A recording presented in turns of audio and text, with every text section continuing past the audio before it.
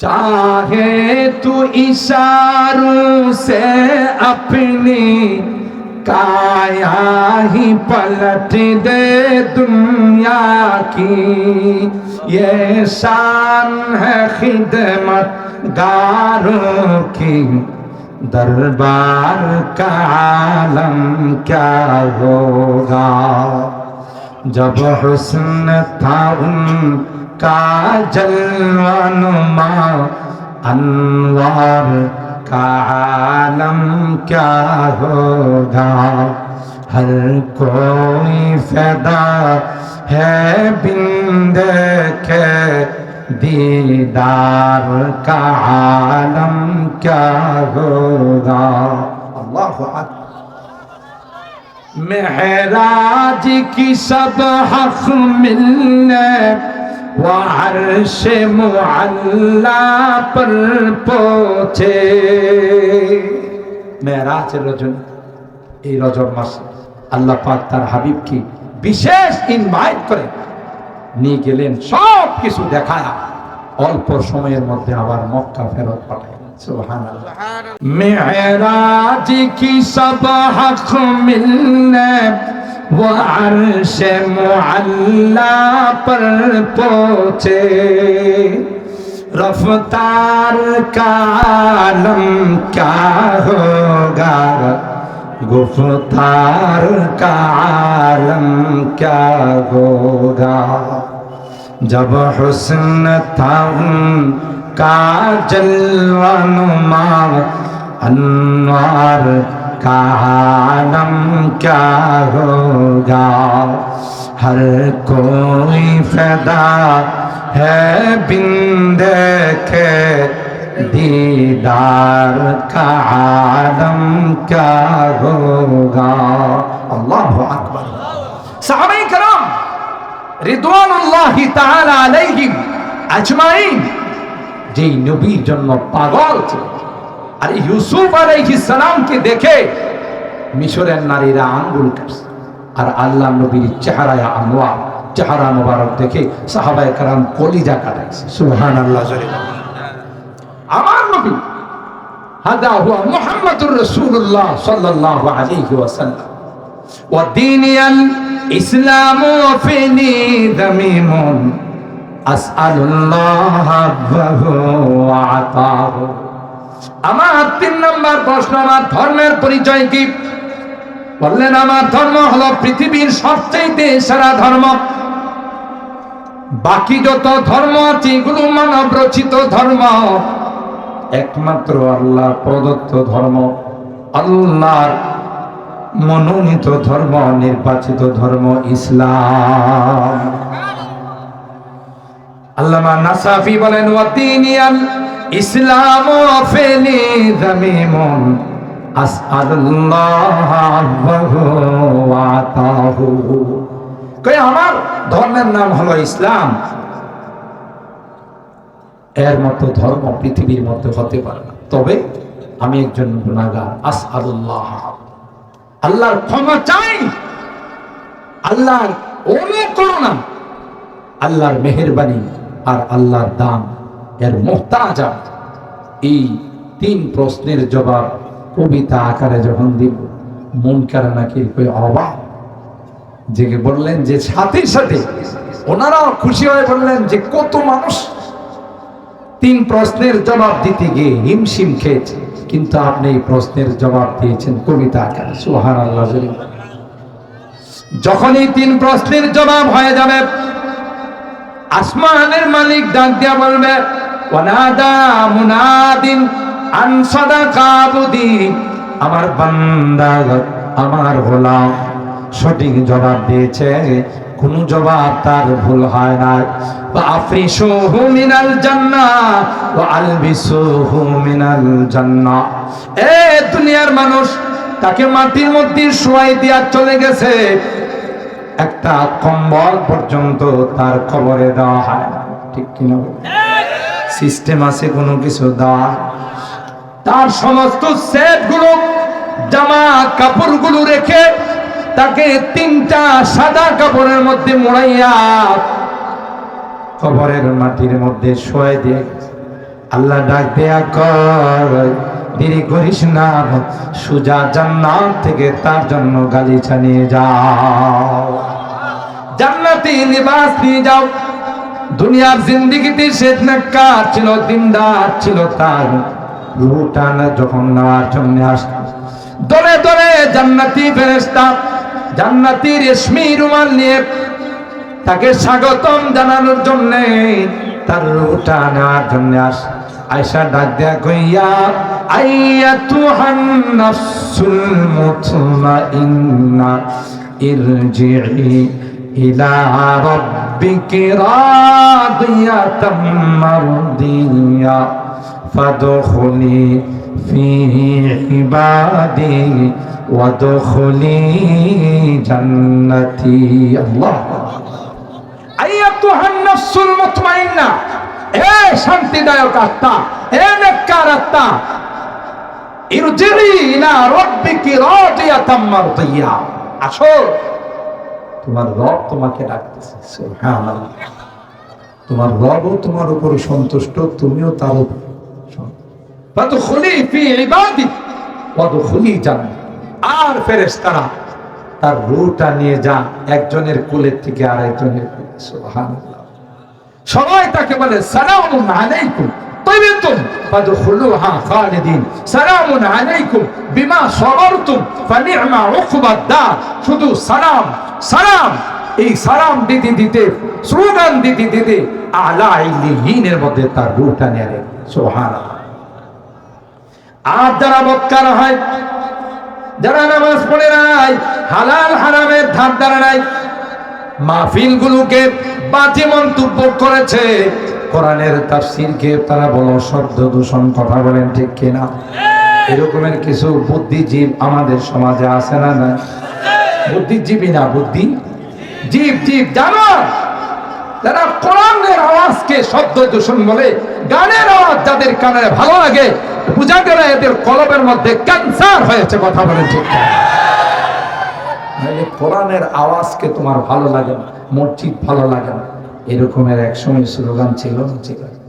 আর এই তাফসীর মাহফিলের পারমিশন আনার জন্য পাতলা মাল দেওয়া লাগছে। আমি নিজে জানি, বহু মাহফিলে কমিটি আমার হুজুর, দুঃখের কথা কার কাছে, তাফসীর মাহফিলের অনুমতি দিবে না, দিবে না, দিবে না, থানায় দৌড়াইতে দৌড়াইতে জুতা ক্ষয় হয়ে গেছে। পরে যখন বললাম স্যার কিছু হাদিয়া দিন, ঠিক আছে চুপচাপ করে ভালো। কত বড় খারাপ হলো, কোরআনের মাহফিলের জন্য পারমিশন আনতে গিয়ে তাদেরকে হাদিয়া দিতে হবে, কথা বলেন ঠিক কিনা? কোরআন ভালো লাগে, কোরআনের মাদ্রাসা ভালো লাগে, কোরআন ওয়ালাদেরকে ভালো লাগে, কথা বলেন ঠিক কিনা? এই জাতীয় লোক সমাজে আছে না?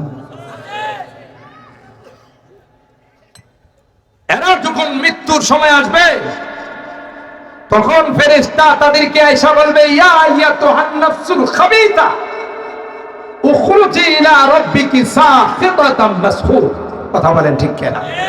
এই বদমাশ, এই ডাকাত, এই জেনাখুর, মদখুর, বের হয়ে আস, তোকে নেওয়ার জন্য আসছে। উখরুজি ইলা রাব্বিক, তোর রব তোকে ডাকতেছে, রব তোর উপর অসন্তুষ্ট হয়, গোটা পৃথিবীর সব তোর উপর অসন্তুষ্ট হয়ে আছে। কবরে গেলেই প্রথমে কবরে তাকে চাপ দিবে, কথা বলেন ঠিক কিনা? এটাকে জুরতায়ে কবর বলে।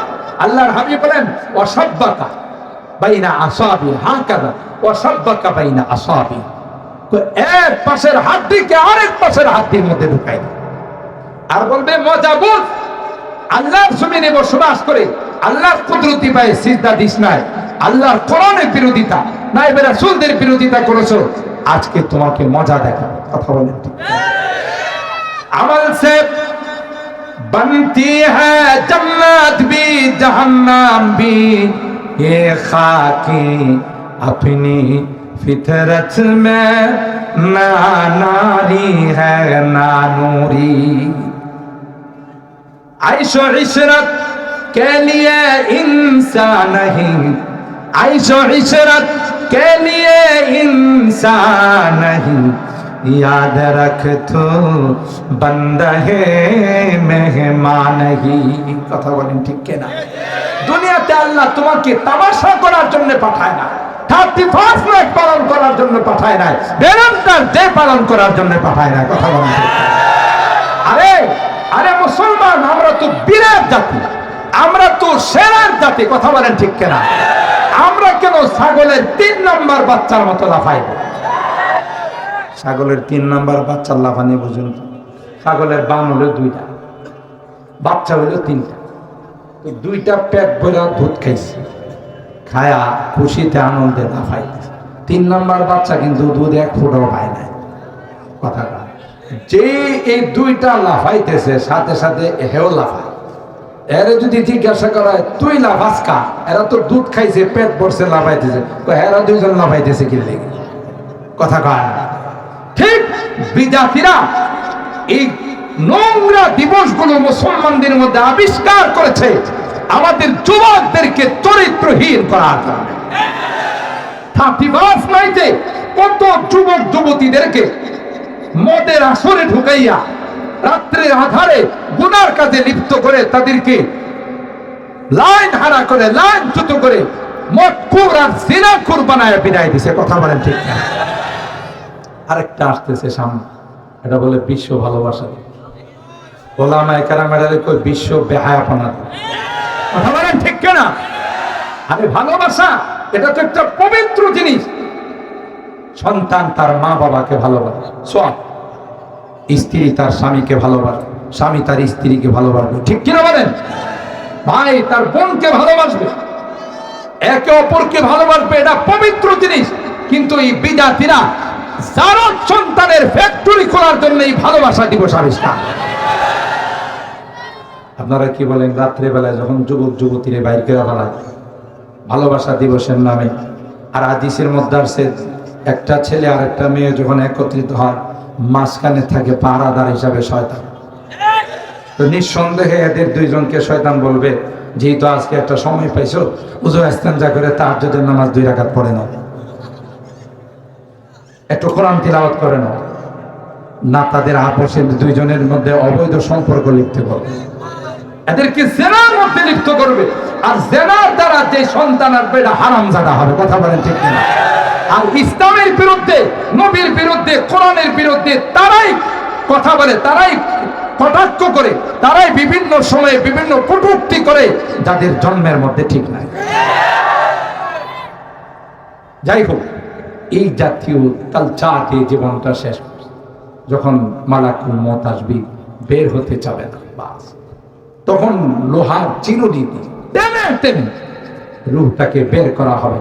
এই জন্য দেখবেন অনেক বক্তার যারা মৃত্যুর পরে জিহ্বা বের করে রাখে, জিহ্বা বাহির করে রাখে, চোখ 2টা উল্টায় থাকে, ওই যে টান দিয়ে বের করে। আর হাদিসের মধ্যে আসছে ঈমানদারদের মৃত্যু হয় তুহফাতুল মুমিন, এটা হলো পিঁপড়া কামড় দিলে যে পরিমাণ কষ্ট তার চেয়ে আরো কম কষ্টে চলে যায়। আরে বুখারী শরীফের হাদিসে আছে ঈমানদারকে যখন দাফন করা হয়, মুনকার নাকির আয়েশা যখন তাকে প্রশ্ন করার প্রস্তুতি নেই, ঈমানদার নামাজি দেখে পশ্চিম আকাশে সূর্যটা লাল হয়ে গেছে। সুবহানাল্লাহ। মুনকার নাকির তাকে বলবেন আপনার সাথে আমাদের কিছু পার্সোনাল আলোচনা আছে, বলবে আপনারা বসেন, এত তাড়াহুড়া করেন, আমি আসরের নামাজটা পড়িনি। সুবহানাল্লাহ। বলবে আল্লাহর গোলাম আসরের নামাজ পড়া লাগবে না, আগে আমাদের প্রশ্নের জবাব দেন। বলবে তোমাদের সঙ্গে কথা বলা যাবে, কিন্তু আমার আসরের নামাজের টাইমটা যদি চলে যায় তাইলে আসরের নামাজটা কাজা হয়ে যাবে। আল্লাহ কোরআনে কারীমের মধ্যে বলেন রিজালুল্লাহ তুলহিহিম তিজারাতু ওয়ালা বাইউন আন যিকিরিল্লাহ ওয়া ইকামিস সালাতি ওয়া ইতাইজ যাকাত ইয়াখাফুনা ইয়াওমান তাতাকাল্লাবু ফীহিল কুলুব ওয়াল আবসার। আল্লাহ বলেন পৃথিবীর মধ্যে আমার এমন কিছু গোলাম আছে, আমার এমন কিছু বান্দা বান্দি আছে, দুনিয়ার ব্যবসা বাণিজ্য, খেতে খামার, কৃষিকাজ, কোন রকমের কোনো কিছু চাকরি ডিউটি কোনো কিছুই তাকে নামাজ থেকে বিরত রাখতে পারে না। জোরে বলেন ঠিক কিনা? মুনকার নাকিরকে বলবে আগে আমি আসরের নামাজটা পড়ে নি, তারপরে তোমাদের সঙ্গে কথা বলবো। মুনকার নাকির বলবে ভাই আসরের নামাজ আর পড়া লাগবে না। কেন আসরের নামাজ পড়া লাগবে না? যেই জগতে থাকলে আসরের নামাজ পড়া লাগে সেই জগতে তুমি নাই রে। সেই জগৎ পাড়ি দিয়ে চলে আস। বলবে কোন সময়? কই তোমার কিন্তু টাইফয়েড হয়েছিল, তোমার কিন্তু কালো জ্বর হয়েছিল, তোমার কিন্তু পেটের ট্রাবল ছিল, ওই ট্রাবলের কারণে ওই অসুস্থতার কারণে তুমি কিন্তু দুনিয়ার থেকে বিদায় নিয়ে চলে আসছো। তোমার মনে পড়ে কিনা? বলে হ্যাঁ ভাই। গুনাহগার হবে, তাদের কবরের থেকে শাস্তি শুরু হয়ে যাবে। কোরআনে আল্লাহ বলেন কুল্লামা নাতিজাত জুলুদুহুম বাদদালনাহুম জুলুদান গায়রাহা লিয়াদুকুল আযাব। আগুন দিয়ে জ্বালাবে, একদিক দিয়ে আগুন জ্বালানো শুরু করবে, জ্বালাইতে জ্বালাইতে আরেক দিকে যাবে, আবার নতুন করে এদিকে চামড়া গজাই যাবে। লা ইয়াযুকুনা ফিহাল মাউতা ইল্লাল মাউতাতাল উলা ওয়া ওয়াকাহুম আযাবাল জাহিম। মৃত্যু শুধু একবার, মৃত্যুকে ডাকবে কিন্তু মৃত্যু আসবে না। যখনই জাহান্নামে দেওয়া হবে তখন জাহান্নামের দারোগা মালিককে ডাক দেয়া বলবে ওয়ানা দাও ইয়া মালিক লিয়াখুদি আলাইনা রাব্বুক। ও মালিক ভাই আর সহ্য হয় না, মালিককে বলো একটা ফায়সালা করেন, আমাদেরকে চির ফায়সালা করে দিতে, মৃত্যু দিয়ে দিতে। জাহান্নামের দারোগা মালিক ডাক দেয়া বলবে ক্বালা ইন্নাকুম মাকিসুন, এখানেই তোমাদেরকে বসবাস করতে, আর বিকল্প কোনো রাস্তা নেই। আল্লাহর কাছে আফসোস করে বললেন রব্বানা গালাবাত আলাইনা শিকওয়াতুনা ওয়া কুন্না কওমান দাল্লিন। আল্লাহ কপাল খারাপ ছিল, এজন্য গুনাহগার হয়ে আসছে, আজকে জাহান্নামের আগুনে জ্বলতেছে। আমরা লাঞ্ছিত ছিলাম, তাই আমাদের এই দশা হয়ে গেল।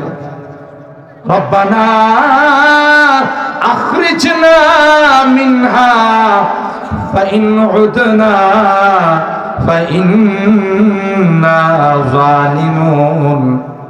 আল্লাহর কাছে ফরিয়াদ করবে, আল্লাহ জাহান্নাম থেকে যদি একটা বার আমাদেরকে বের করে দাও, ফাইন উদনা, আবার যদি দ্বিতীয়বার এই গুনাহগুলো করে এনে নিজেদেরকে নিজেরা জালেম বলে স্বীকৃতি দেব, জাহান্নামের আসামি হব, একটা বার আমাদেরকে জাহান্নাম থেকে তুমি বের করো, আর জীবনে কোনোদিন গুনাহ করব না। আফসোস করবে কিন্তু কোনো লাভ হবে? বলেন কোনো লাভ হবে? ওই আফসোসে কোনো লাভ হবে না। আল্লাহ পক্ষ থেকে জবাব আসবে ক্বাল আফসাউ ফিহা ওয়ালা তুকাল্লিমুন। খামোশ, কোন আওয়াজ নেই, অপমানিত হয়ে লাঞ্ছিত হয়ে জাহান্নামে বসবাস করো, কোন আওয়াজ করো। দুনিয়াতে বহু নসিহত তোমাদেরকে করা হয়, বহু উপদেশ দেওয়া হয়, কিন্তু তোমরা সেদিকে ভ্রুক্ষেপ করো না।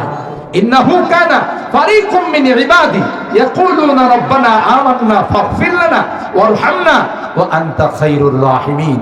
আমার এক শ্রেণীর বান্দা ছিল যারা আল্লাহওয়ালা ছিল, যারা পরকালমুখী ছিল, যারা ইবাদত বন্দেগী নিয়ে ব্যস্ত থাকতো, আল্লাহ নিয়ে ব্যস্ত থাকতো, তাদেরকে দেখলে তোমরা মস্কারা করো, মোল্লার দল যায়। কথা বলেন ঠিক কিনা?